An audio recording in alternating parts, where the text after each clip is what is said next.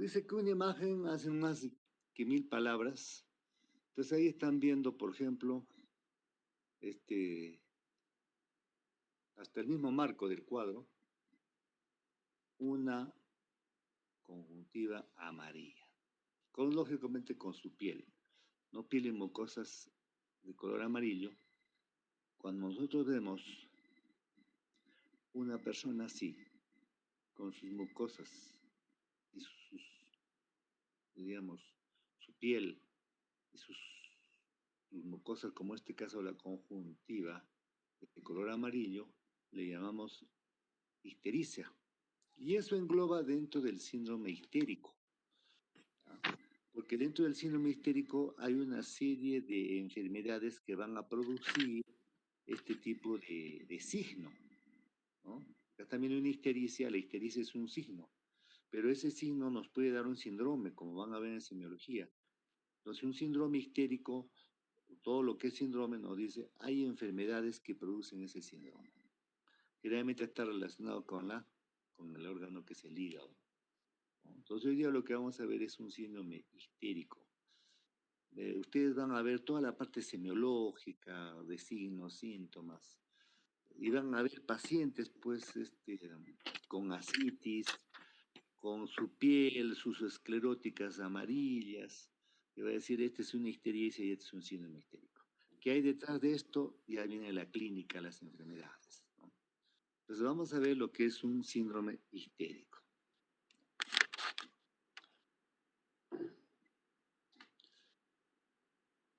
Entonces, antes de hablar de fisiopatología, tenemos que saber algo de fisiología, porque si no sabemos fisiología, no vamos a poder entender pues la fisiopatología.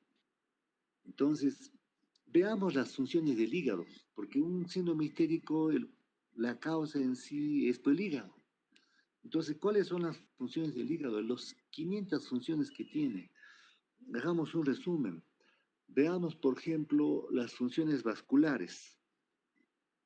¿Qué funciones vasculares tiene el hígado? ¿Qué características vasculares del hígado nos van a permitir y decir que este órgano es un reservorio importante de sangre, ¿no? Y además actúa como un filtro para la sangre que procede del intestino.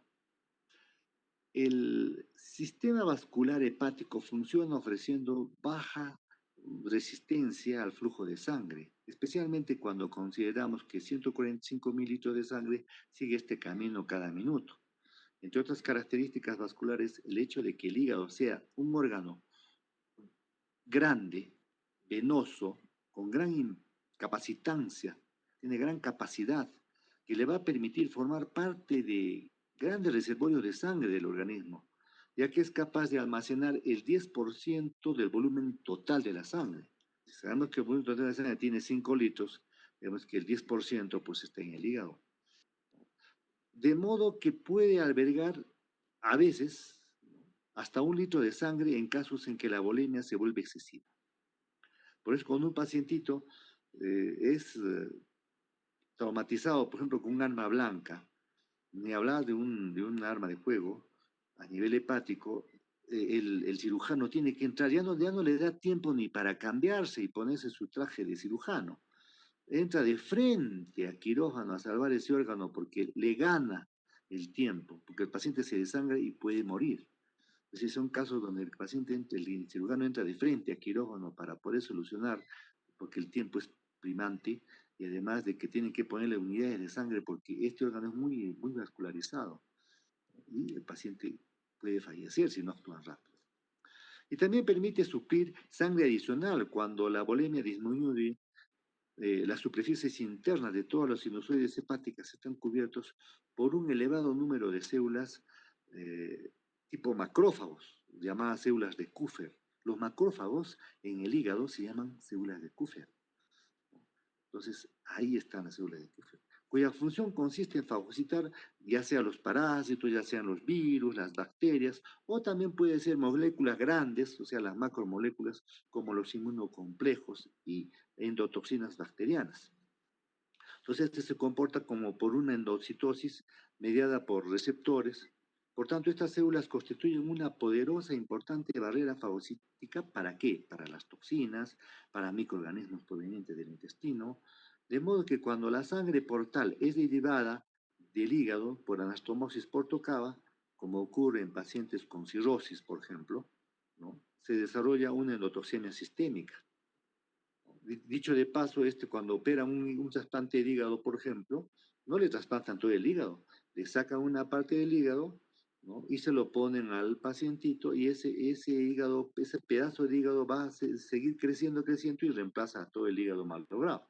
Igual también al pacientito que le han sacado el hígado para trasplantarlo a la otra persona, ¿no?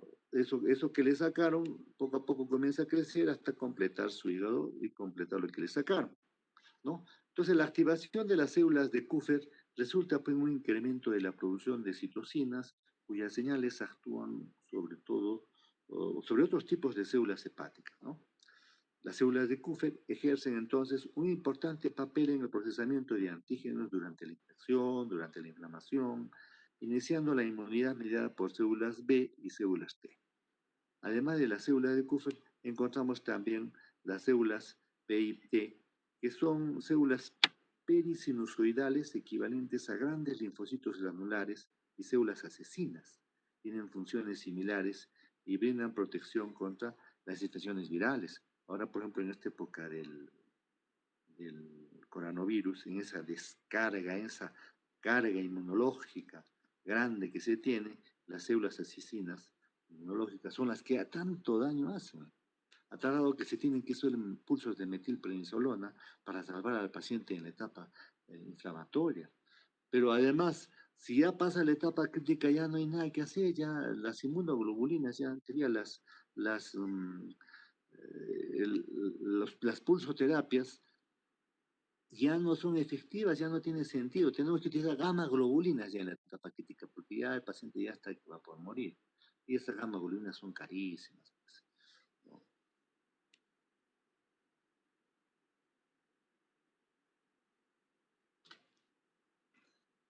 Entonces, además de las funciones vasculares, tenemos las funciones metabólicas.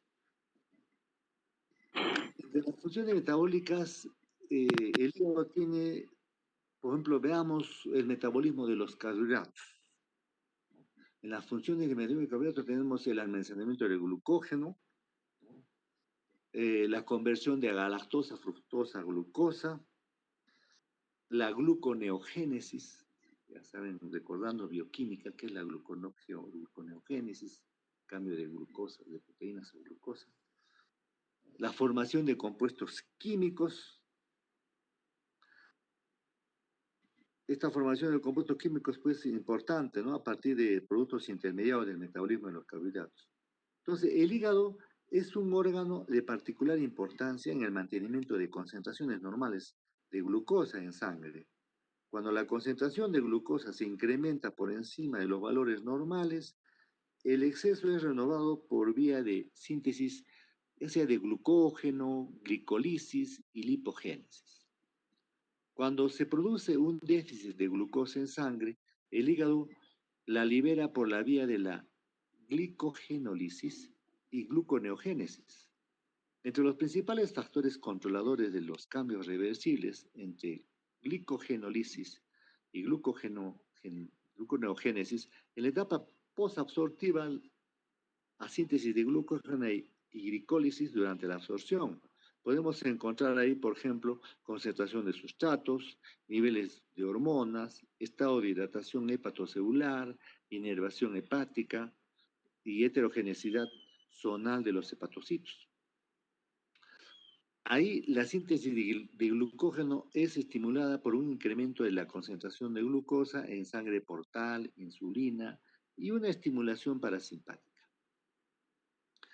La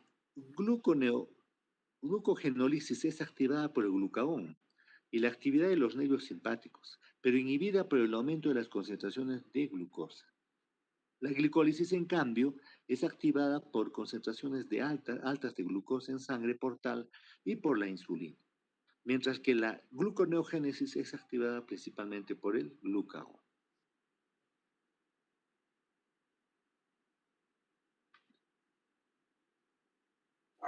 También dentro de las funciones metabólicas, también debemos considerar el metabolismo de los lípidos. Esto es un recuerdo, pues, de lo que también estudiado en bioquímica, ¿no? ¿Se acuerdan? Bioquímica está compuesto por síntesis de glucosa, el glucósico de Cres, síntesis de lípidos, entonces, síntesis de la proteína, o sea, prácticamente un repaso pequeño, ¿no? Y este metabolismo de los lípidos, aunque el metabolismo de las grasas puede ocurrir en casi todas las células de la economía, algunos aspectos del mismo se producen con mayor rapidez en el hígado que en las demás células. Las funciones específicas del hígado y el metabolismo de los lípidos son un porcentaje elevado de beta-oxidación de ácidos grasos y formación de ácido acético. Otra es la formación de la mayor parte de glicoproteínas. Otra es la formación de cantidades considerables de colesterol y fosfolípidos. Y también la conversión de grandes cantidades de carbohidratos y proteínas en grasas. En cuanto al metabolismo proteínico, veamos que el hígado, a pesar de que gran parte de los procesos metabólicos de carbohidratos y grasas ocurren en el hígado, el cuerpo probablemente podría prescindir de tales funciones hepáticas y sobrevivir, ¿no? Por otra parte, el cuerpo no puede prescindir de los servicios del hígado en el metabolismo proteínico por más de unos días que se produzca la muerte. O sea, me refiero a las funciones más importantes del hígado de dicho metabolismo, son pues la deaminación de aminoácidos, formación de urea para suprimir el amoníaco, formación de aproximadamente el 90% de las proteínas plasmáticas, interconversión eh, entre los diferentes aminoácidos. Estos compuestos importantes para los procesos metabólicos pues, de la economía. Entonces, por eso es que van a ver cuando un pacientito, por ejemplo, tiene su asitis, su insuficiencia hepática, y entonces van a tener que darle albúmina pues, porque ya no tiene aminoácidos que produce el hígado, ¿no? Y el amoníaco comienza a producir encefalopatía, la glutamina que sube al cerebro produce una encefalopatía hepática. Hay que darle para contrarrestar también, ¿no? Una serie de sustancias para contrarrestar esa encefalopatía. Entonces hay una serie de tratamientos para poder controlar, ¿no? Este tipo de trastorno fisiopatológico. Otras funciones que tiene el hígado, por ejemplo, son el almacenamiento de vitaminas, formación de sustancias que intervienen en el proceso de la coagulación.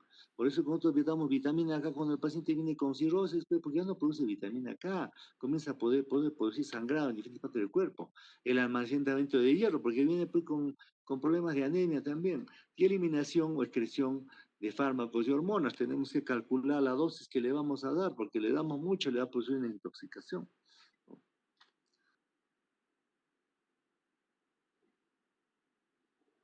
Otras funciones son las funciones excretoras y secretoras encargadas de formar bilis. Y acá viene pues justo el problema del síndrome histérico, ¿no? Porque este problema es el que nos causa el color amarillento, ¿no? Entonces, una de las tantas funciones hepáticas es la formación y secreción de la bilis. La bilis es una secreción acuosa que posee componentes orgánicos e inorgánicos cuya osmolaridad es semejante a la del plasma y normalmente un humano adulto secreta entre 600 y 1200 mililitros diarios de bilis, ¿no? El hígado secreta bilis en dos etapas. En la etapa inicial, los hepatocitos producen una secreción que contiene grandes cantidades de ácidos biliares, como colesterol y otros constituyentes orgánicos que se vierten pues, al canaliclo biliar. De ahí fluye a conductos biliares, terminales, continuando por los conductos biliares de tamaño progresivamente mayor y finalmente hacia el conducto hepático y al colédoco. Imagínense cuando uno tiene un conducto común de Wilson, en lugar de irse al colédoco, se tapa por un cálculo ahí y regresa al páncreas, se produce una pancreatitis de esas terribles porque la bilis se ha ido a consumir todo ese páncreas, ¿no? Entonces, desde ahí, el cual se vacía directamente por el duodeno, como decíamos, y se desvía por el conducto cístico hacia la vesícula biliar. En el curso que sigue la bilis por estos conductos se produce pues, la segunda etapa de la secreción, en la cual se añade una secreción adicional que constituye una solución acuosa de sodio y bicarbonato secretada por las células epiteliales, ¿no?, de este sistema, ¿no?, del drenaje biliar. La bilis es secretada continuamente por hepatocitos y se almacena en la vesícula, se mantiene almacenada hasta que sea necesaria pues en el duodeno. Como pueden secretarse hasta 1200 mililitros por día de bilis, y la vesícula posee un volumen máximo entre 30 y 60 mililitros, ¿no? Ustedes ya van a ver cuando hagan pues, su semiología, vesícula palpar, vesícula de Bossio Terrier, donde la vesícula está ahí palpada grande, está como una pera. Hay que tener cuidado, ya en semiología van a ver, palpa, manosean ahí, pueden hasta reventarla la vesícula, y de repente sale por ahí un puntito bilis, puede producir una peritonitis viral en el paciente. Entonces se impone el papel de la mucosa de la vesícula en la absorción de agua y sodio, cloro y otros electrolitos, fundamentalmente a través del mecanismo de transporte activo de sodio por las células epiteliales que permiten concentrar dentro de la vesícula el resto de los constituyentes biliares, tales como sales biliares, colesterol, lecitina y bilirrubina, ¿no? Esto explica las diferencias de concentración de los constituyentes biliares en la bilis hepática y en la bilis de la vesícula, ¿no? Entonces, al final, ¿por qué se produce ese coloramiento? Pues por la bilis. Entonces, ¿y cuál es pues la función de la bilis? Tiene una acción emulsificante, ¿no? Las sales biliares facilitan la digestión de las grasas en el intestino e incrementan el transporte de lípidos a través de la mucosa intestinal. Por lo tanto, la ausencia de sales biliares perturba la digestión y absorción de líquidos, y por consiguiente también se perturba la absorción de las vitaminas liposolubles, como es la A, la D, E y la K, la DECA, ¿no? Y entonces un déficit de vitamina K conlleva una deficiencia en la formación a nivel hepático de diversos factores de la coagulación, como por ejemplo la protrombina, factores 7, factores 9, factores 10. A veces nosotros en el examen que hacemos de función hepática pedimos protrombina, que es la más común que podemos encontrar. Los otros factores a veces son exámenes especiales, ¿no? Constituye una vía de excreción para el colesterol y la bilirrubina, siendo esta última un pigmento tóxico pues, para el organismo. Mucha bilirrubina al final puede producir hasta un carnístolo, que vamos a ver. Amortigua la acidez del quimo presente en el duodeno y favorece la formación de micelias para el transporte de lípidos gracias a su contenido de bicarbonato. Y otra función es, tiene una función inmunológica, ya que permite el transporte de la inmunoglobulina a la mucosa intestinal. Entonces, por la importancia clínica que posee la excreción de la bilirrubina por la bilis, se hace obligatorio discutirla pues con detalle. Es así, por ejemplo, cuando los eritrocitos han terminado su vida promedio de 120 días y son demasiado frágiles para continuar en el sistema circulatorio, se rompen sus membranas y liberan hemoglobina, que es fagocitada por el sistema de macrófagos tisulares, de modo tal que la hemoglobina se desdobla en globina y grupo gen. Posteriormente, al grupo gen se abre y produce hierro y una cadena de 4 núcleos pirólicos que constituye el sustrato a partir del cual se forman los pigmentos biliares. El primero que se forma es, la vamos a llamar, se llama biliverdina, que se produce con gran rapidez hasta la bilirrubina libre, la cual se libera desde los macrófagos hacia el plasma. Entonces, una vez en el plasma, la bilirrubina va a viajar, va a caminar, porque se va a juntar con una proteína que se llama albúmina. Y de esta forma se transporta por la sangre, incluso cuando está unida a la albúmina. Esta sigue siendo llamada bilirrubina libre. Esa es la que llamamos bilirrubina no conjugada, ¿no? En plazos de unas cuantas horas, la bilirrubina libre se absorbe por la membrana de la célula hepática y en este proceso se libera de la albúmina plasmática y se conjuga con otras sustancias, ¿no? Ya está más allá conjugándose, entonces ahí llamamos bilirrubina conjugada, ya está en el hígado. Entonces aproximadamente el 80% lo hace con ácido glucurónico para formar glucurónido de bilirrubina, un 10% se conjuga con sulfato formando sulfato de bilirrubina y el 10% restante se conjuga con un gran número de otras sustancias. Mediante estas formas se excreta la bilirrubina desde los hepatocitos por un proceso de transporte activo hacia los canalículos biliares y por el resto de las vías biliares al intestino.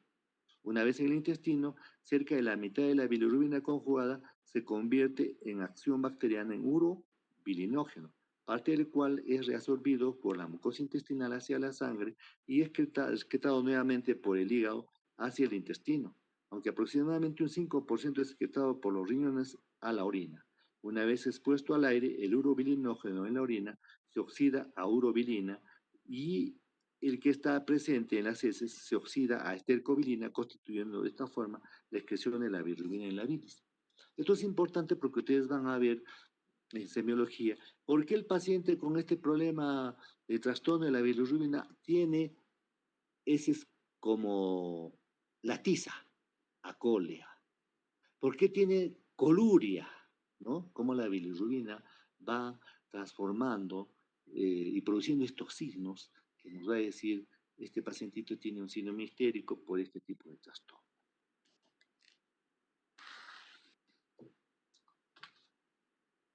Entonces, una vez que hemos visto fisiología, ya nos es más fácil entender ahora lo que va a ser la ictericia. Entonces, ¿qué es la ictericia? Pues la ictericia es la acumulación anormal de bilirrubina en la sangre que provoca una coloración amarillenta de la piel y los tejidos profundos. Se torna evidente cuando los niveles de bilirrubina en el suero superan de 2 a 2.5 mililitros por decilitro. Es un concepto en el cual nos dice que a partir de estos valores ya podemos ver el pacientito que está histérico, ¿no? Que tiene bilirrubina elevada. ¿No? Lógico, en esta foto, por ejemplo, en esta diapositiva están viendo, este pacientito debe tener por encima de 10, 15 para estar con sus escleróticas tan histéricas. ¿No? Entonces, la piel normal tiene un tinte amarillento, de modo que los pigmentos de signos de ictericia suelen ser difíciles de detectar, por ejemplo, especialmente en pacientes de color, ¿no? Por ejemplo, que tienen piel oscura. La bilirrubina tiene una afinidad especial por el tejido elástico. Las escleróticas oculares que contienen una cantidad considerable de fibras elásticas suele ser pues, una de las primeras estructuras en las que se detecta la ictericia. Ojo, nosotros, por ejemplo, podemos hacer un diagnóstico diferencial. Un paciente viene con piel amarilla, dice, y tiene una hipercarotinemia porque ha comido mucha zanahoria, mucha vitamina A. A veces le dijeron, come vitamina A para los ojos, y se exageró, pues, y al final terminó con una piel amarillenta. Entonces uno puede confundirse y decir, este pacientito tiene un síndrome histérico, pero se van a los ojos y a las conjuntivas y ahí van a ver que están normales, ¿no? Porque si tendrían un problema hepático, también estarían con las escleróticas histéricas, cosa que en este caso no, solo es la piel. Entonces, esta es una intoxicación o por vitamina A, o una hipercarotinemia, diríamos, no tiene las escleróticas, pero sí la piel. Entonces, pero um, ¿cuáles son las causas principales, diríamos, de ictericia, así desde el punto de vista práctico? Por ejemplo, la excesiva destrucción de glóbulos rojos. Por ejemplo, estamos nosotros viviendo en una zona que es el altiplano, pero muchas veces ustedes van a trabajar en un hospital, por ejemplo, regional de Puno, o pueden trabajar en Monje Medrano, o de repente en algunos otros hospitales de apoyo, ¿no? Por ejemplo, a Zángaro, Yeviri, hasta Huancanema, Cusani, y de repente por ahí les llega un pacientito que es traído de Sangabán, que es traído de la zona de Putinapunco, San Juan de Lode, de adentro, y viene con tinte histérico. Pero el pacientito viene con fiebre, ¿no? Lo primero que van a pensar ustedes, ya van a ver en semiología, la procedencia. ¿De dónde viene? De la parte selvática de Puno. Fiebre amarilla. Entonces ahí van a decir, este paciente tiene síndrome histérico, pero ¿de dónde viene? De una zona selvática donde hay malaria. Entonces ustedes dicen, este pacientito seguro hace su fiebre cada 3 días, ¿no? Entonces van a hacer la gota gruesa y van a encontrar que tiene un paludismo, una malaria. ¿Pero por qué tiene centro histérico? Es que el paludismo, la malaria, produce destrucción de los glóbulos rojos, una hemólisis. Ah, entonces ahí tenemos que todavía la bilirrubina está libre, no conjugada, todavía no entró al hígado, ¿no? Entonces es una bilirrubina indirecta, ¿sí? Por hemólisis. Y ahí tenemos que una de las causas de ictericia es pues, la excesiva destrucción de glóbulos rojos, como en este caso. Eso lo van a ver acá en Puno, ¿no? Cuando usted está haciendo sus internados, sus serums, ¿no? Entonces hay que descartar esto, ¿no? Paciente que viene de esa zona selvática con fiebre y con una ictericia, ese es pues malaria hasta que no demuestren lo contrario, ¿no? Otra también causa frecuente es la alteración de la recaptación de bilirrubina eh, por las células hepáticas. Y eso vamos a ver más adelante. Y ya no hay recaptación de esta bilirrubina.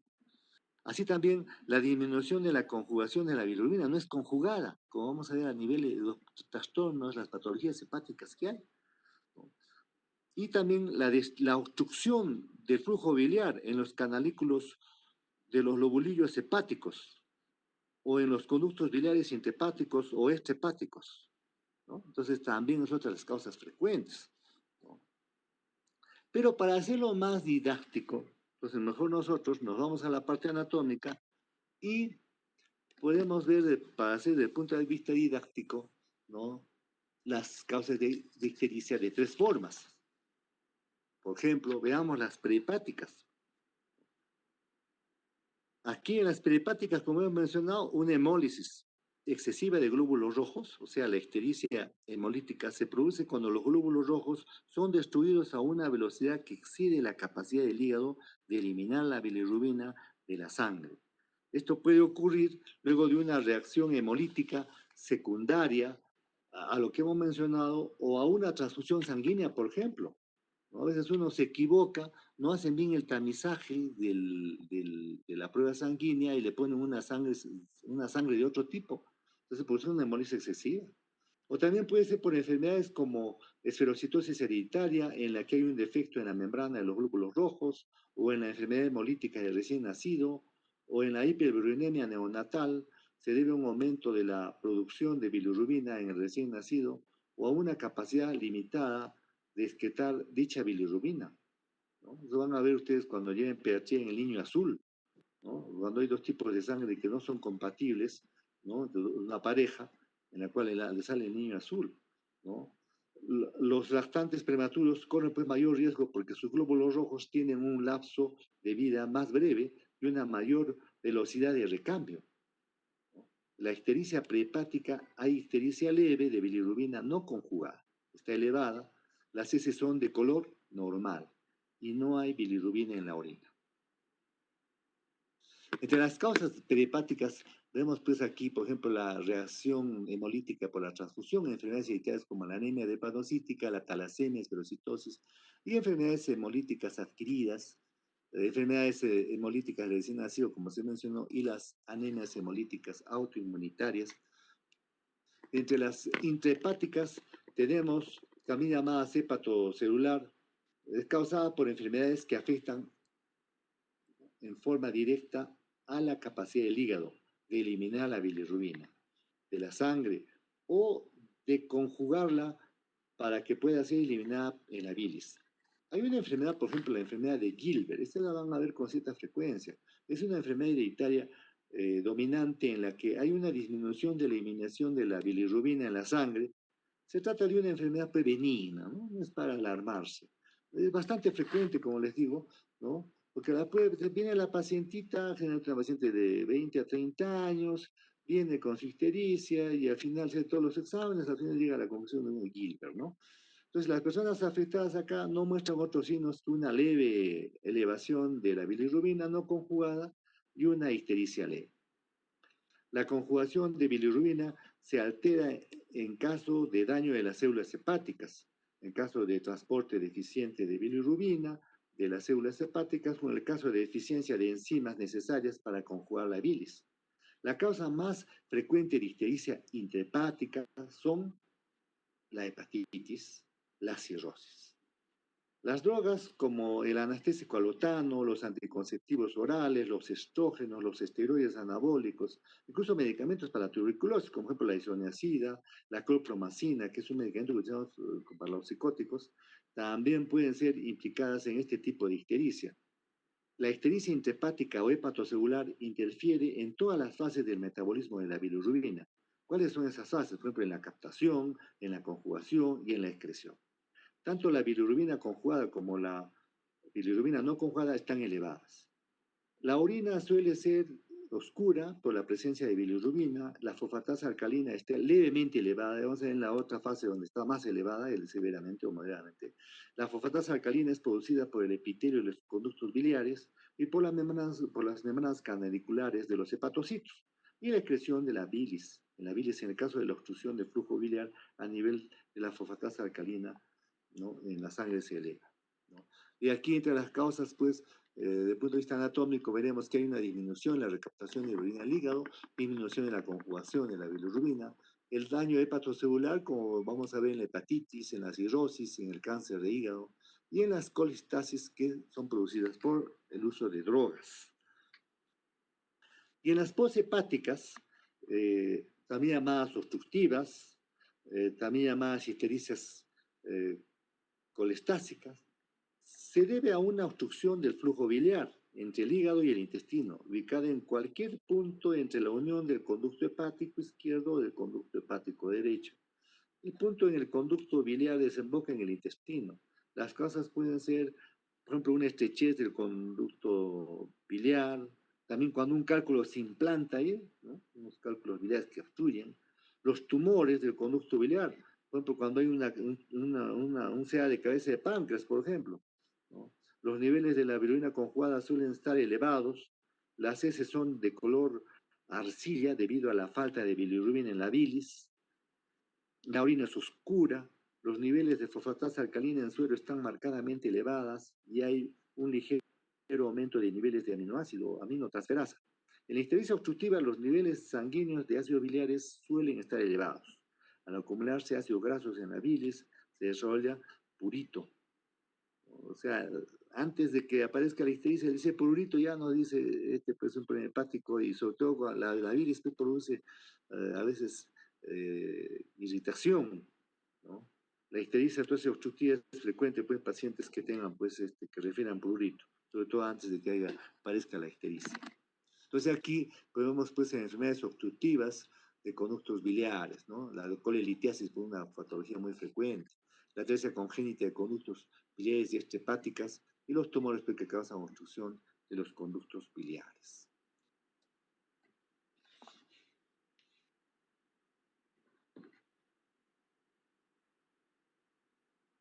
Entonces terminaremos la clase con un caso clínico. Es un síndrome histérico, entonces nosotros tenemos que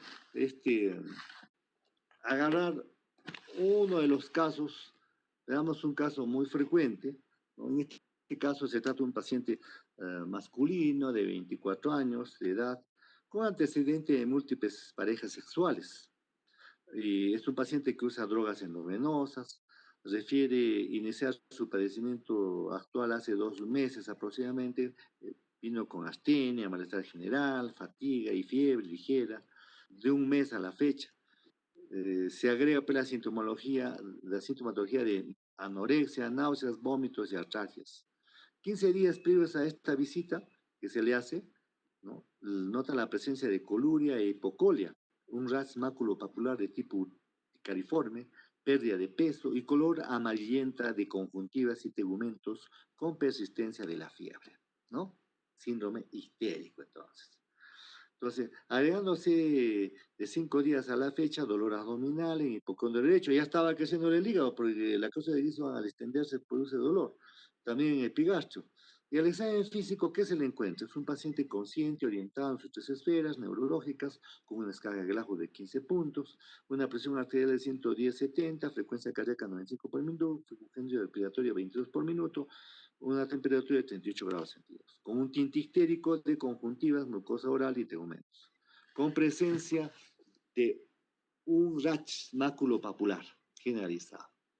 Cuello con presencia de enopatías cervicales, campos pulmonares sin integrarse a algún síndrome pleuropulmonar. Ruidos cardíacos de buena intensidad, con una frecuencia de 95 latidos, sin fenómenos agregados. ¿El abdomen cómo estaba? Un abdomen doloroso a la palpación profunda a nivel de epigastro, hipocondrio derecho, con una presencia de hepatomegalia 3x3x3 de líneas convencionales y esplenomegalia, sin ascitis, peristalsis presentes y reflejos normales. Genitales sin alteración. Se realizaron estudios laboratorios. ¿Qué laboratorio? ¿No? Una citometría hemática, por ejemplo, el cual reporta una hemoglobina de 14 gramos por decilitro, hematocrito 42%, leucocitos 3200, una ligera leucopenia, ¿no? Con diferencia de 30% de neutrófilos, 60% de linfocitos, 8% de monocitos. Plaquetas 300.000, normal. TP 9%, TTP 40 segundos, INR 1.1, ALT 1300 unidades, AST 1000, bilirrubinas totales 6, digamos por decilitro. Bilirrubina indirecta, estamos hablando de esa, la no conjugada, ¿no? La libre, la que está unida a la albúmina, está paseándose por la sangre, 2.7 miligramos por decilitro. La bilirrubina directa, que es la que ya está conjugada, esa bilirrubina, como he mencionado, ¿no? 3.3 miligramos por decilitro, ¿no? Entonces se realizaron pruebas serológicas, a veces cuando viene el pacientito, están pensando que es una hepatitis, ya le piden un set de hepatitis y ahí le dosan hepatitis A, B, C, D, E, ¿no? Ya tiene todo un set ahí. Y a este pacientito le encontraron pues un anti-BC IgM, así como la presencia de antígenos de superficie, ¿no? Y ADN en cero ligado. Entonces, ¿de qué se trata este caso? Digamos, una pequeña discusión, ¿no?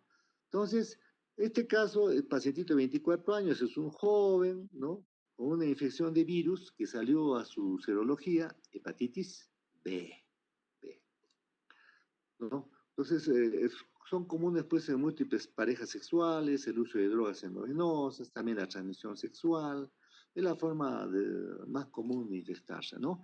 A través de la sangre, ¿no? Las transfusiones sanguíneas, a través de las relaciones sexuales, ¿no? Entonces, ahí la infección, ¿no? Entonces, la transmisión sexual es la forma de transmisión más frecuente, por ejemplo, es un reporte de Europa y Norteamérica. El uso de drogas endovenosas en la mayor constituyente de nuevos casos, ¿no? Acá, por ejemplo, en el Perú, la parte selvática, esta Madre de Dios, Ucayal, es zonas donde son endémicas. ¿Ya? Mucha gente está ahí con su hepatitis ya portadores crónicos, ¿no? Uno sin darse cuenta, de repente ya se contagia, ¿no? Entonces, y la hepatitis B es 8 veces más, infec más infecciosa que el virus del SIDA, por ejemplo. De, de 8 pinchazos que se dé uno que está poniendo una venoclisis, al SIDA, para el VIH, ¿no? O sea, tiene que pincharse 8 veces para que le agarre pues, el virus de la hepatitis, del virus del SIDA, diríamos, ¿no? El HIV. Pero en hepatitis B, una sola. Mientras que la VIH 8 veces o 7 veces, aquí una sola ya se contagió de hepatitis B. O sea que es mucho más infecciosa que el VIH. Por eso cuando uno va a lugares, ustedes que van a ir, por ejemplo, van a entrar a clínicas, ¿qué deberían haber hecho? ¿Qué deben hacer? La facultad o ustedes mismos todos ya vacunarse contra la hepatitis B. ¿No? Entonces ya se vacuna, porque van a ser médicos, van a ir a hacer prácticas, van a hacer clínica. ¿Cómo se van a formar como médicos ustedes si no van a estar ahí con pacientes, con médicos, van a rotar por mucha cantidad de especialistas para formarse su personalidad como futuros médicos, médicos generales que después se van a dirigir a una especialidad? Pero tienen que estar vacunados con la hepatitis B porque en cualquier momento, ¿no? Están con una pequeña herida en la mano, agarraron la cama de un pacientito por ahí, sin darse cuenta, ¡pah! Ya se contagiaron de hepatitis B con la saliva del paciente, que ni siquiera se dieron cuenta, ¿no? O sea, no, a veces no toman medidas de bioseguridad. Entonces, ¿qué deben hacer? Vacunarse, pues. Lo correcto, ¿no? Vacunarse contra la hepatitis B. Claro, acá no hay mucho, pero ustedes estarían en un hospital nivel 4 o 5, cantidad de pacientes. Ahí ven 10 con ictericia, ¿no? Cantidad de pacientes. Pero de todas maneras, aquí también tenemos pacientitos, ¿no? tomar sus precauciones. Entonces, veamos con preguntas, a ver, unas preguntitas, por ejemplo. Estamos viendo el caso, como es un síndrome, estamos hablando de un síndrome histérico, y estamos viendo, pues, no, sería un caso clínico de pancreatitis, el otro de cirrosis, estamos hablando de un caso relativamente frecuente como es una hepatitis, ¿no? ¿Cómo se define entonces la hepatitis viral? ¿No? La hepatitis viral se refiere a la infección del hígado por un pequeño grupo de virus hepatotropos, todos los cuales producen patrones clínicos y morfológicos similares de hepatitis aguda, aunque con capacidad variable para inducir enfermedad crónica o fulminante, ¿no? Por ejemplo, la B produce cirrosis, cáncer, pero la C es más peligrosa, la A, o llamada no A, no B. La D también es peligrosa. En cambio, la hepatitis A, que muchas veces uno tiene, los niñitos tienen, se contagia en el colegio, no deja secuela, nada, el hígado queda normal, sin secuela. También la E la pueden contagiarse por tomar agua de pilón, imagínense. Sin darse cuenta han tomado agua de pilón y se contagian de hepatitis C, ¿no? Entonces, son benignas, pasan desapercibidas incluso, como una gripecita, es un poquito de tinte histérico. En cambio, las otras sí tienen su consideración, ¿no? Incluso establecer también el estado portador. Así mismo es un proceso, estas hepatitis necrótico-inflamatoria, que afectan principalmente al hígado. Etiología múltiple y con manifestaciones clínicas sin mortalidad diferente dependiente del agente causal. Se han encontrado diversos virus capaces de producir esta enfermedad, ¿no? Hasta el momento se han identificado 5 agentes, como decíamos, por ejemplo, el virus de la hepatitis A, el virus B, el virus C, el virus D y el virus E. De estos, pues, el A y el E se caracterizan por, son cuadros, como he dicho, de recuperación íntegramente normal de su hígado. Y los demás pueden evolucionar hacia la cronicidad, a desarrollo de cirrosis hepática, incluso un carcinoma, un hepatocelular. Existen otros virus condicionantes de la hepatitis, entre ellos se encuentran el citomegalovirus, el virus de Epstein-Barr, el virus de la fiebre amarilla, el virus herpes virus y otros conocidos como virus exóticos. Entonces, muchas veces cuando pedimos C de virus, entonces ya le ha salido un virus X, ya sea el A, el B, C, algunos de esos virus, generalmente B, C, D, ¿no? Entonces, porque esos son los que llegan a hospitalizarse. Entonces, además de ese virus, a veces hay otros virus que se han metido, entonces agrava el cuadro del pacientito. Ya no es un solo virus, sino hay otros más metidos ahí. Entonces, se calcula que aproximadamente el 5% de la población mundial está infectada crónicamente por el virus de la hepatitis B. ¿No? Eso es a lo que me refería, pues ustedes deben ir al hospital ya vacunados contra la hepatitis B, ¿no? Porque si no se van a contagiar y miren todo lo que va a pasar con su vida. Ustedes son jóvenes, hasta pueden fallecer, ser portadores. Si tienen hepatitis B ahí, ¿cómo van a nacer? Ustedes han visto, bueno, sí van a ver cómo nace un hijo cuando su papá o su mamá tiene hepatitis B, ¿no? Cómo nace todo histérico, terrible, ¿no? Entonces, imagínense a dónde puede llegar. De repente van a ser que ustedes ya no quieren ser padres por temor a que puedan nacer un hijo con querníctores, con histericia. Se cancelaron como padres, ¿no? Entonces, mejor es vacunarse, ¿no? Y eso es lo que debe hacer para mí la universidad, ¿no? Buscar, ustedes que van a ir a clínicas, encontrar la forma de vacunarse. Claro, acá están limitados, pero a veces en Lima, en Arequipa ya tienen la forma de protegerse, de vacunarse contra este virus, que es muy frecuente en la población mundial. De cada 100 personas, 5 tienen, ¿no? Entonces, el espectro de estas manifestaciones clínicas de la hepatitis B varía, pues, según la fase aguda o crónica. Las áreas de mayor prevalencia son, pues, el sudeste de Asia, África, algunas regiones de Sudamérica, acá en nuestro país, como mencioné, toda esta parte de la selva, ¿no? En México, por ejemplo, la prevalencia entre los donadores de sangre voluntarios es del 3%, ¿no? Las principales rutas de transmisión son la percutánea, ¿no? A través de la sangre, hemoderivados, así como uso de instrumentos contaminados, ¿no? No puedo utilizar, por ejemplo, piezas dentarias, manipulados de uno va al dentista y sin querer ya le ha contagiado con hepatitis B, ¿no? Por el paciente, por descuido del odontólogo, no desinfectó bien sus instrumentos. También las relaciones sexuales con las parejas que ustedes puedan tener, ¿no? Si de repente si su pareja sabe que lo puede tener, ¿no? La perinatal, la probabilidad de transmisiones perinatales de la hepatitis B depende pues de la presencia del antígeno, ¿no? Que se encuentre, ¿no? A veces hay un marcador de replicación viral que tiene este pacientito. El 90% de las madres positivas de este antígeno de hepatitis se transmite por la infección a los hijos, en contraste de solo el 10 al 15% de madres con anticuerpos frente al antígeno, ya que estos anticuerpos se correlacionan con disminución de la replicación viral y de la infectividad. Los grupos de alto riesgo los constituyen los pacientes que han recibido múltiples transfusiones de sangre y derivados, ¿no?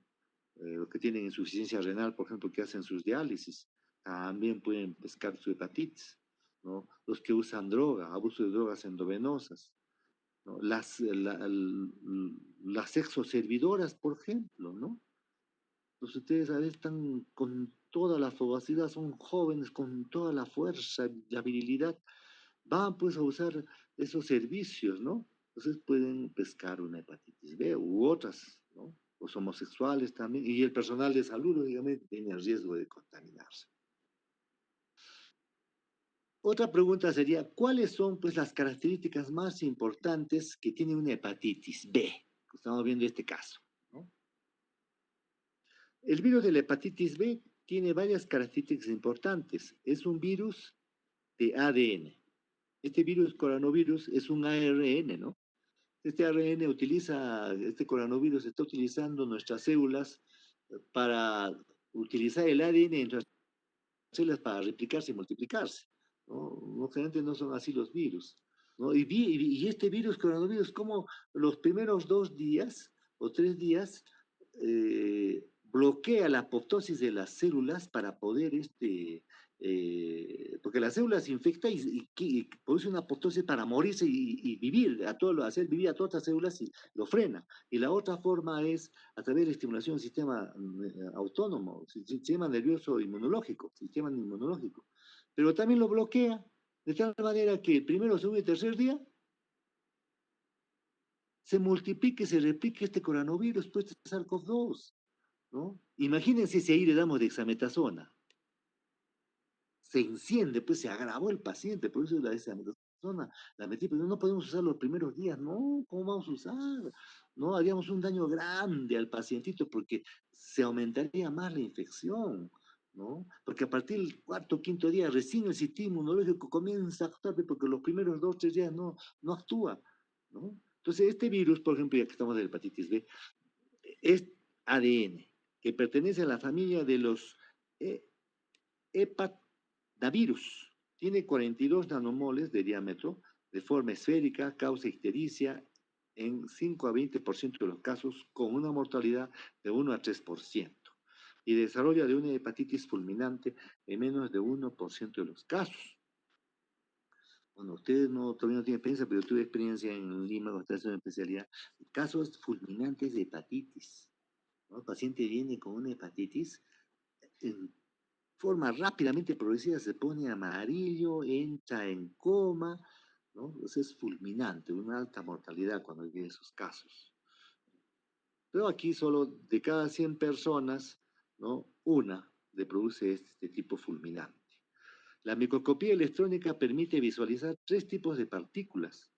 La más abundante son las partículas 22 nanomoles, que puede presentar formas esféricas o de largos filamentos. Antigénicamente no difiere de la proteína superficial externa o proteína de la envoltura del virus de la hepatitis B, en una proporción de 100 a 1000 veces menor que las esferas. Y túbulos se encuentran unas partículas más grandes de 42 nanomoles esféricas con doble cubierta, que son virones íntegros de hepatitis B.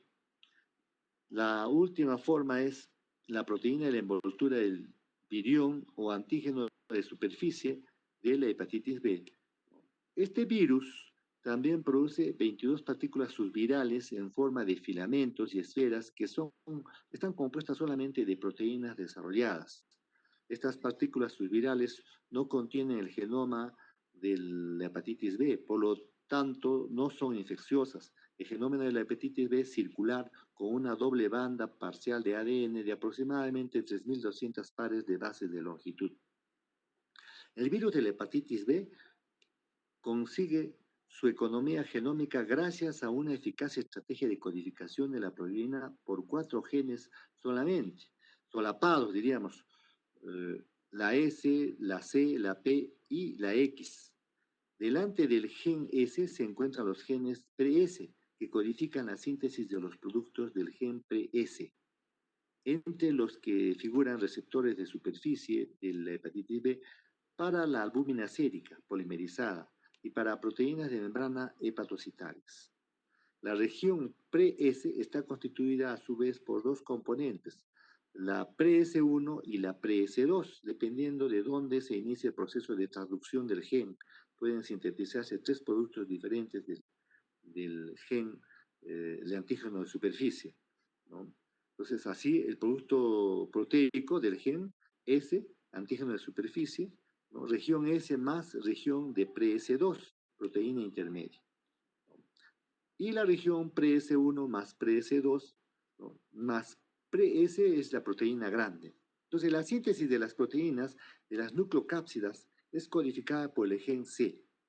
El antígeno que se expresa en la superficie de la nucleocápsida se denomina antígeno de núcleo core del virus de la hepatitis B. Otro producto del gen C es el antígeno E, ¿no? Del virus de la hepatitis B, o sea, es otro antígeno E.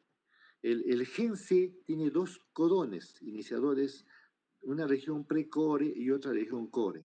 Si la traducción inicia en la región precore, el producto proteico es el antígeno E, lo cual permite la secreción del antígeno a la circulación por medio de un péptido señalizador. Si la traducción se inicia en la región core, el producto proteico será el antígeno C. En los primeros momentos de la evolución de la hepatitis B aguda aparece el antígeno de superficie de forma transitoria. Su desaparición augura una mejoría clínica y la resolución de la infección. El tercero de los genes es el gen P, más grande, que codifica la síntesis de polimerasa de ADN y tiene las propiedades de la transcriptasa de ARN.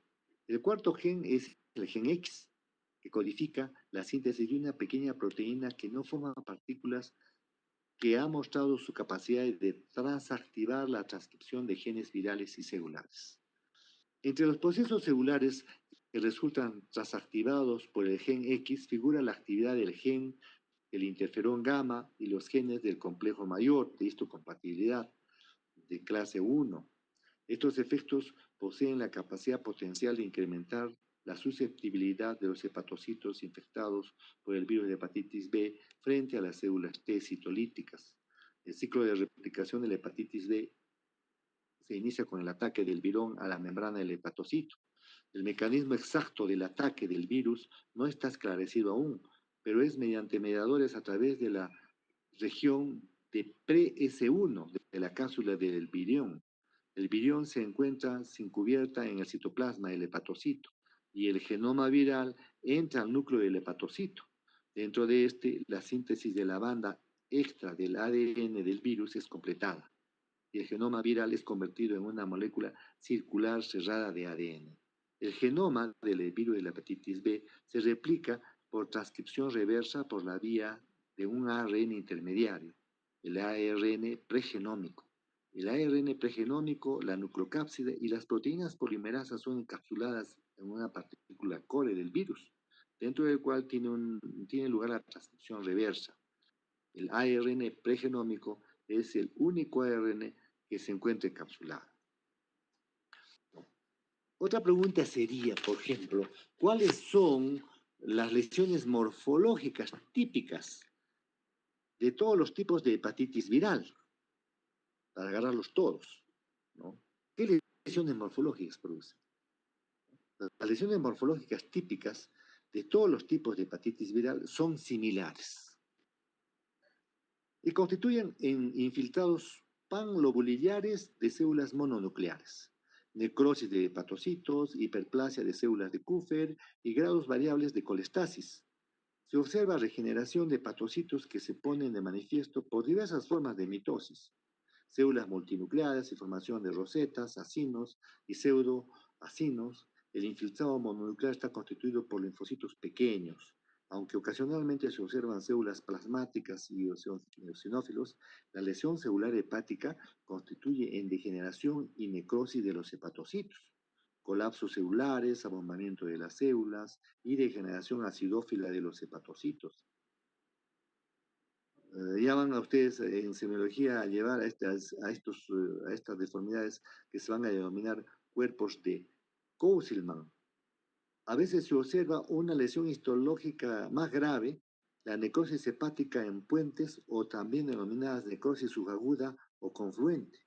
La formación de puentes entre los lóbulos se debe a la desaparición de amplios grupos de células hepáticas con colapso de la red de reticulina.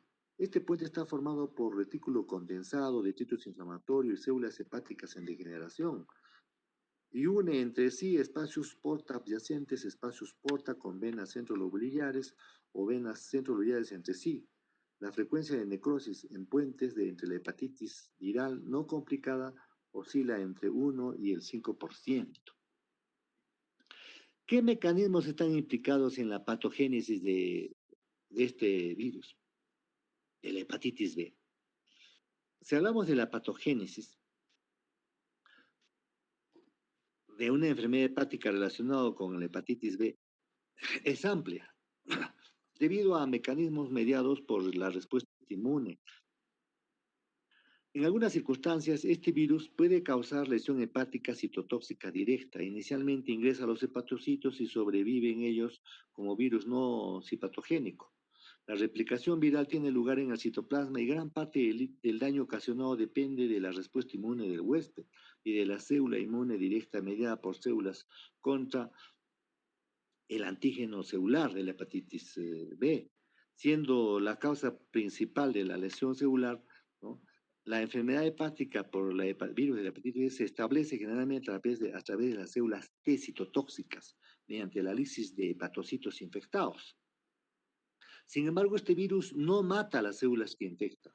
Los eventos asociados con la depuración inmune, tales como la seroconversión del antígeno E de hepatitis B, inducida por interferón, son acompañados de exacerbaciones de la enfermedad hepática con la evidente elevación y alteración sérica. La hepatitis B fulminante se debe a lisis masiva de los hepatocitos infectados mediada por la respuesta inmune. Y si nos vamos al cuadro clínico del paciente, con una presentación aguda de hepatitis B, como hemos visto, cabría una pregunta que diría, ¿qué tipo de presentación clínica muestra pues, este paciente?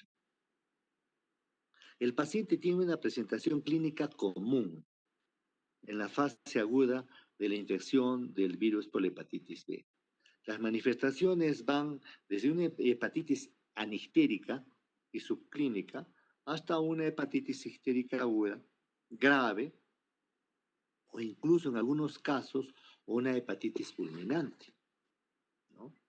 Cabe recalcar que muchas veces esta hepatitis pues no produce ictericia, ¿no? Y el paciente tiene, ¿no? Y se convierte en un portador, ¿no? La forma clínica común y aguda de la hepatitis por virus de tipo B se resuelve generalmente en forma espontánea de 4 a 8 semanas. En muchos casos es silente, ni se da cuenta que lo tuvo, ¿no? Es ahora como el coronavirus, ¿no? Algunos tienden, sobre todo los jóvenes, ¿no? Porque tienen fallos de riesgo, ahí sí está pues, terrible, pero los jóvenes ni cuenta se han dado que lo tienen y ya pasaron, ¿no? Entonces, es silente en este caso, muchas veces. Entonces, recuperándose en la mayoría de los pacientes en forma completa, sin secuelas, sin recidivas de la enfermedad, o sea, normal, ¿no? Los infantes rara vez presentaron enfermedad aguda por virus de hepatitis B, siendo habitual en ellos el desarrollo de estado del portador crónico del virus. La hepatitis vírica aguda aparece generalmente tras un periodo de incubación que oscila entre 30 y 180 días. Son varios meses que el paciente está incubando, pues, ¿no? Esta variación se debe tanto a factores del huésped como a factores propios del virus, la cantidad del inóculo, el modo de transmisión, ¿no? Por ejemplo, en nuestro medio puede ser la transmisión percutánea o bisexual, que son predominantes, ¿no? La clínica generalmente es de tipo insidioso, con astenia, anorexia, malestar general, desconfort abdominal, náuseas, vómitos, cefalea, fotofobia, artromialgias, faringitis, tos y coriza. Suele existir febrícula. La fiebre mayor de 38 grados centígrados es rara. Estos síntomas prodrómicos variables pueden ser en 1 a 2 semanas, la fase histérica de la hepatitis y persistir posteriormente hasta la resolución del cuadro agudo. También poco antes de que aparezca la ictericia se observa coluria e hipocolia, ¿no? Esos signos ya los van a ver en semiología el próximo semestre. En la fase prodrómica, el 5 al 10% de los pacientes desarrollan un cuadro extrahepático, similar a la enfermedad del suero, con artralgias, artritis, erupción cutánea, angioedema, alteraciones renales, con hematuria y proteinuria. En algunos casos puede aparecer una vasculitis tipo poliarteritis nodosa. Infrecuentemente los niños pueden presentar además una erupción papular no pruriginosa en la cara, nalgas y extremidades. Ya van a ver en pediatría, ese síndrome se llama síndrome de Gianotti-Crosty, ¿no? En los pacientes que desarrollan ictericia suelen disminuir los síntomas generales, coincidiendo con la aparición de la misma. En la exploración física, además de ictericia, se observan hepatomegalia, y en el 10 a 20% de los casos, esplenomegalia y adenomegalias laterocervicales. No es infrecuente una pérdida de peso leve. De forma ocasional puede existir colestasis franca y angiomas de araña. El 95% de los pacientes adultos se recuperan en forma espontánea, disolviéndose el cuadro clínico y la ictericia en un periodo de 1 a 3 meses. Durante la fase de recuperación desaparecen los síntomas generales, pudiendo persistir ligera hepatomegalia y alteraciones leves en la bioquímica hepática. La duración en la fase posthistérica es variable, de hasta 12 semanas. Algunos pacientes presentan astenia prolongada, incluso después de la normalización de las transaminasas. La hepatitis anictérica, y nuevamente repito, anictérica es que tiene hepatitis pero no tiene ictericia, ¿no?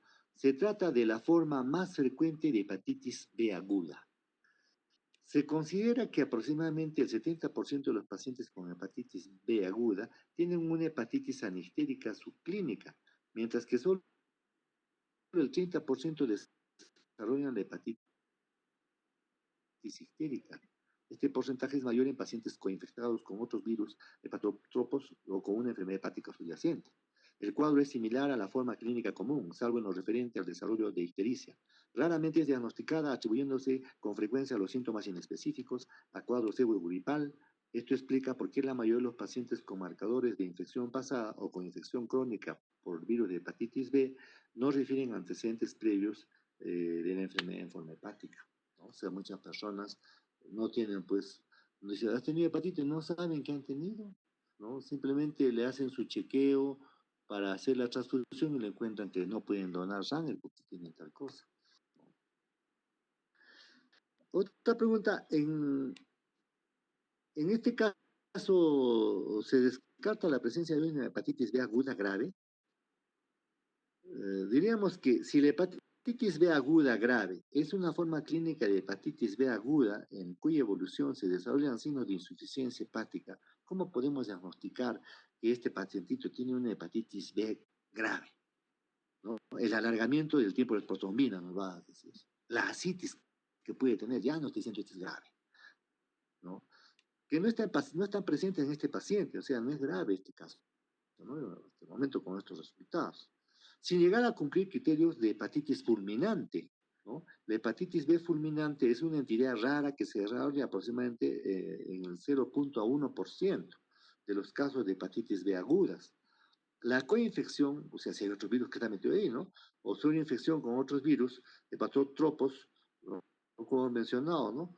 Los mutantes precore, que generalmente se asocian a una hepatitis crónica más severa, con rápida progresión a la cirrosis, o a la presencia de daño hepático previo por cualquier causa puede favorecer su aparición.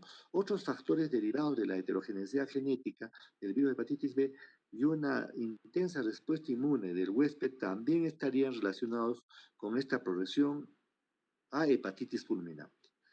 En ella se produce una necrosis masiva de hepatocitos, presentando a los pacientes, además del cuadro clínico, como un característico de hepatitis B aguda, un rápido deterioro con alteración del nivel de conciencia, coagulopatía y en ocasiones ascitis, edemas e insuficiencia renal.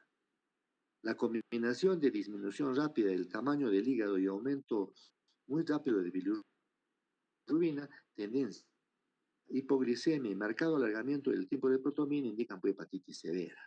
La adición de encefalopatía define la insuficiencia hepática aguda grave o hepatitis fulminante.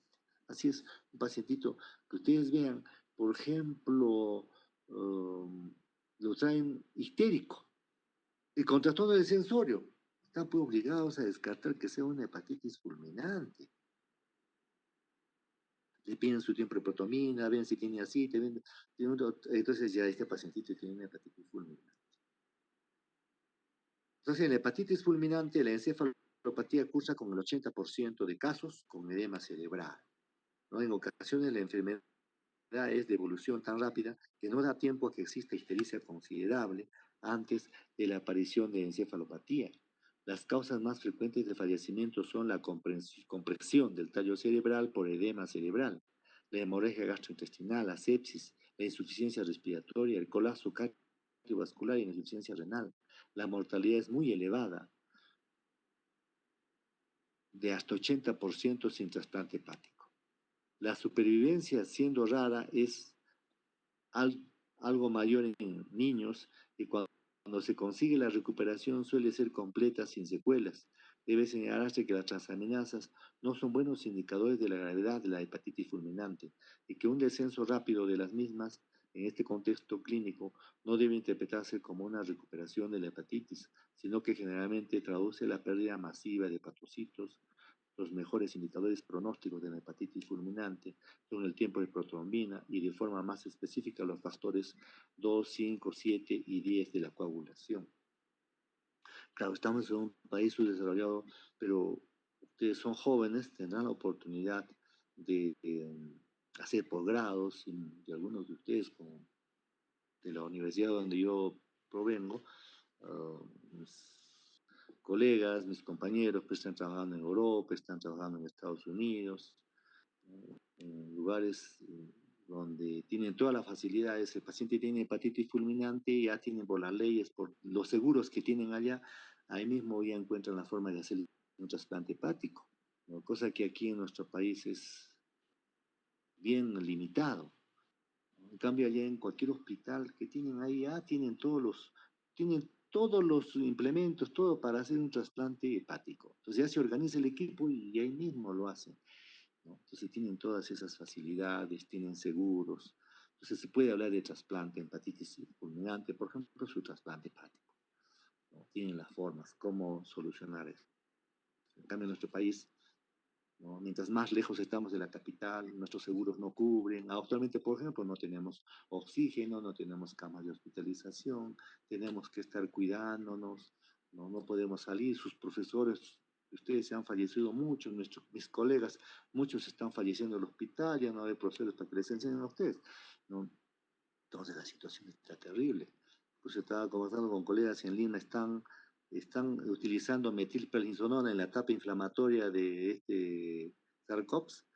Metilprednisolona sentadito, te ponen su metilprednisolona, ¿no? Porque está en la etapa inflamatoria.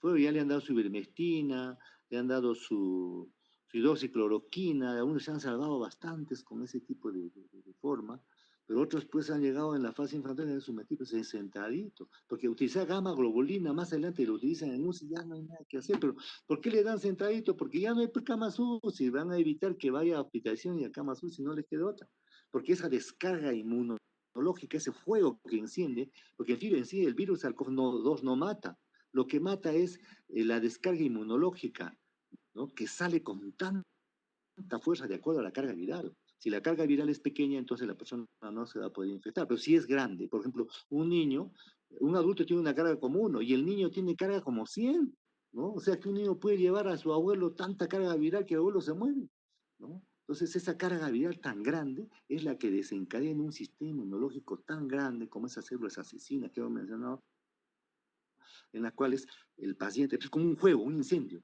Si le vamos a dar un poquito de corticoides, es como darle una gotita, un vasito de agua al incendio, no va a hacer nada. Tenemos que darle un pulsoterapia, y es lo que está haciendo el Colegio en Lima, sentaditos. Les ponen y a muchas vidas están salvando. Es increíble, pero estamos luchando. Esto es una guerra, está todo esto. Bien, entonces, seguimos. En este paciente refirió pues que tenía fiebre, tiene fiebre, tiene artalgias, tiene un rat maculopapular. Te pregunté unas fisiopatológicamente, porque estaba haciendo un curso de fisiopatología, ¿cuál es la explicación fisiopatológica de esta sintomatología? ¿No? Entonces diríamos que las infecciones agudas son anunciadas por un pródromo de fiebre, artalgias, artritis, semejantes a la enfermedad del suero y un rash, el cual es más comúnmente maculopapular o urticaria en 10 a 20% de pacientes. Este pródromo se debe a que los complejos, como los antígenos de superficie, ¿no?, de hepatitis B, presentes en la circulación y que activan el complemento, son depositados en la membrana sinovial y en las paredes de los vasos sanguíneos cutáneos. Por eso es que el paciente tiene artalgias, por eso tiene su rash, ¿no? Y también por eso tiene fiebre. ¿Y cómo se explica la presencia de ictericia en el paciente? ¿Cómo se explica? La ictericia se aprecia hasta que la bilirrubina sérica, hemos dicho, está por encima de 2.0 miligramos por decilitro. Ahí recién estamos viendo que ya se está teniendo, ¿no?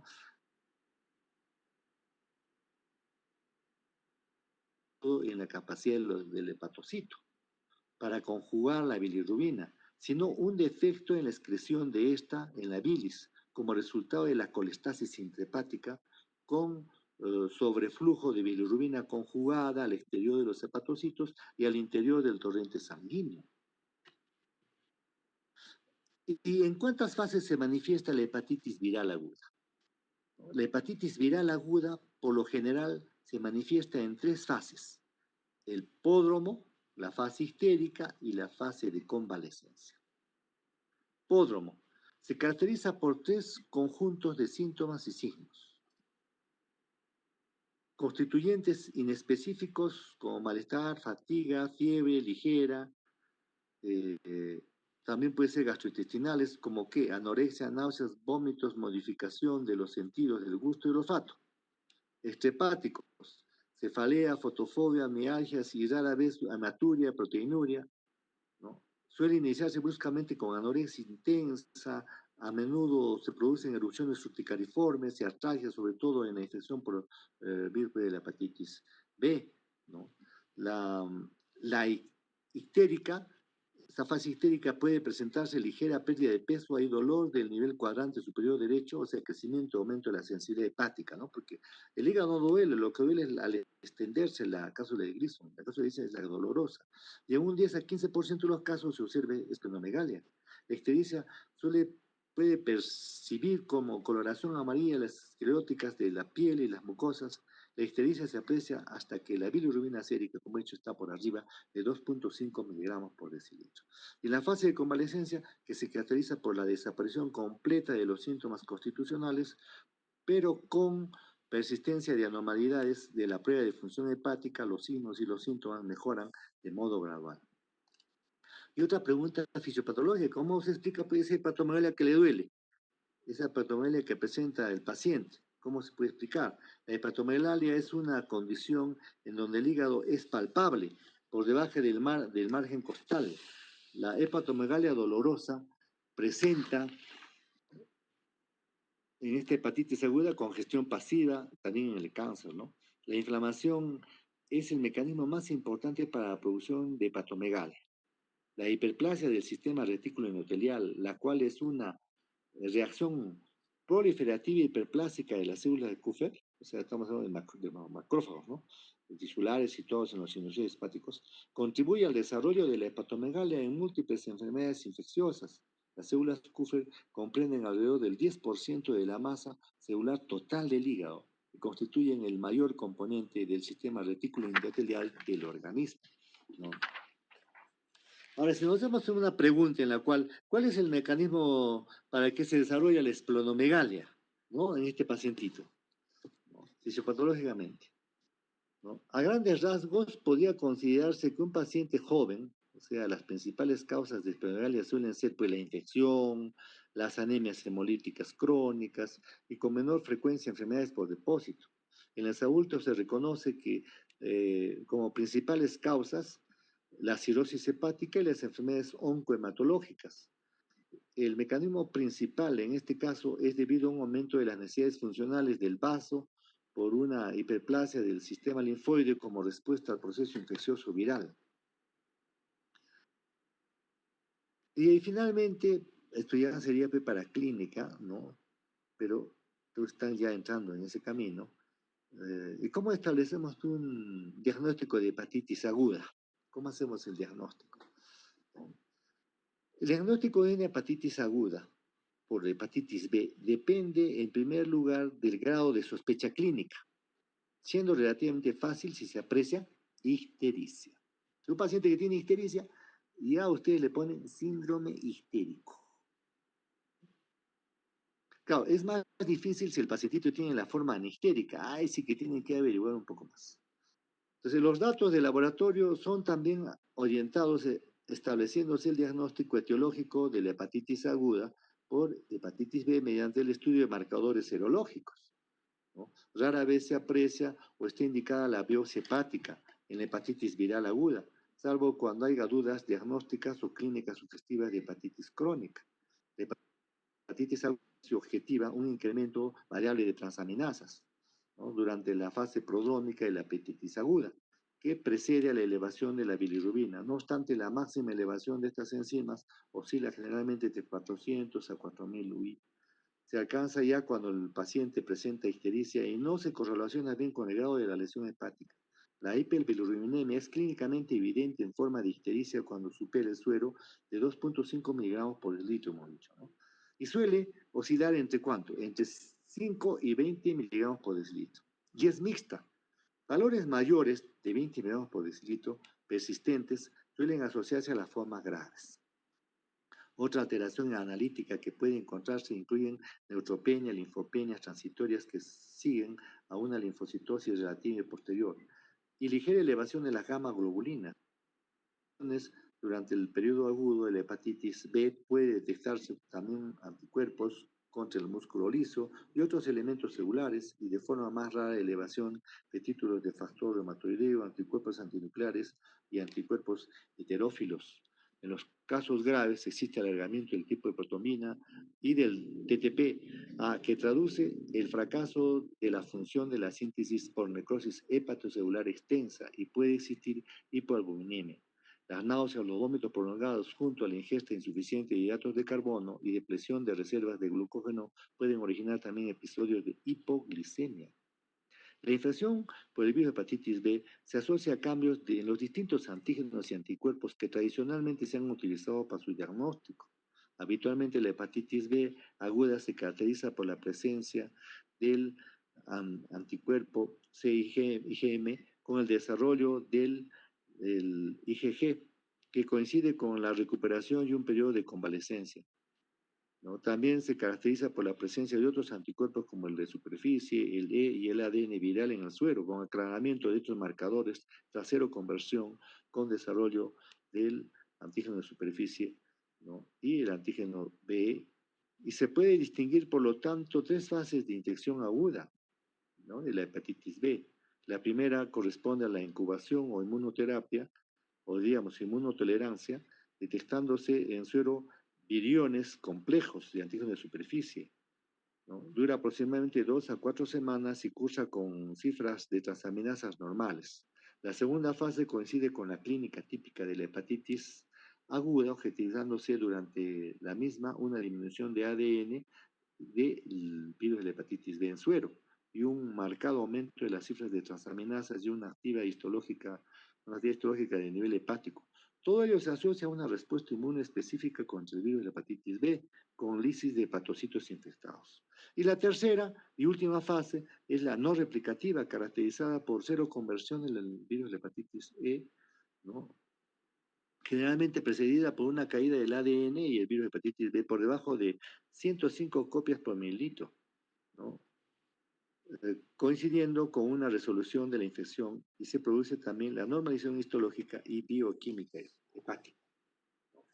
El 90 al 95% de los casos de infección por virus de hepatitis B en adultos sigue este patrón, ¿no? El restante 5 a 10% de adultos y el 90% de los casos de infección neonatal se observan la cronificación de la infección por virus de hepatitis B, desarrollándose hepatitis crónica o estado de portador asintomático.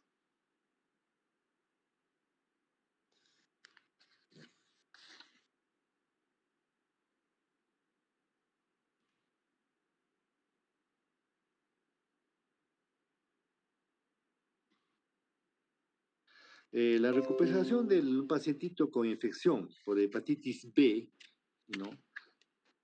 Se acompaña generalmente de la desaparición del ADN y del virus de la hepatitis B en sangre en los estudios de hibridación y de amplificación de la señal de ADN. No obstante, se objetivan niveles de ADN y de virus de hepatitis B en suero, incluso muchos años después de la recuperación clínica, si se emplean técnicas de PCR más sensibles. Este hallazgo podría indicar la presencia de una infección latente crónica, controlada por una adecuada respuesta inmune específica, con un riesgo de infectividad nulo o despreciable. Las lesiones anatomopatológicas típicas de la hepatitis aguda consisten en un infiltrado panlobuliar de células mononucleares, necrosis de hepatocitos, hiperplasia de las células de Kupffer y grados variables de colestasis. También se aprecia regeneración de hepatocitos con figuras de mitosis, células multinucleares y formación de rosetas o pseudoacinos. En algunos casos se observa la lesión histopatológica más grave, la necrosis hepática en puentes, aunque parece asociarse a casos de hepatitis aguda grave. No se han demostrado diferencias pronósticas entre los pacientes con hepatitis aguda y con o sin necrosis en puentes, la necrosis hepatocitaria masiva o hepatitis fulminante. Bueno, entonces estamos viendo, pues, en conclusión, este caso en la cual es un pacientito que tiene, a simple vista, cuando ustedes, si ven un caso de estos, un síndrome histérico, ¿no? Es un síndrome histérico y detrás de este síndrome histérico, ¿qué enfermedades hay? Eso es lo que tienen que averiguarse, ¿no? Y eso es lo que van a ver en clínica, ¿no? Hay que descartar una hepatitis, de acuerdo a la anamnesis que van a recoger, de los exámenes auxiliares, ¿no? Puede ser un tumor, sea de cabeza de páncreas, puede ser algún problema hepático, ¿no? O simplemente, si es que la anamnesis le dice, es un joven que ha venido de la selva, ¿no? Y está histérico, ese antecedente epidemiológico ya se está diciendo probablemente se trate de una hepatitis, sería una hemólisis producida por un paludismo, por ejemplo, ¿no? Entonces la anamnesis, que es lo que ustedes van a complementar en su curso de semiología, unida a la fisiopatología, les va a ayudar a llegar a una serie de interrogantes, ¿no? Que van a ser sus síndromes diagnósticos. Y más adelante, cuando ya estudien enfermedades en clínica, ya en forma asertiva hacen el diagnóstico para ver qué tratamiento se le va a dar. Bien, entonces vamos a continuar con la presentación de casos. Hay un grupo que va a presentar, ¿no?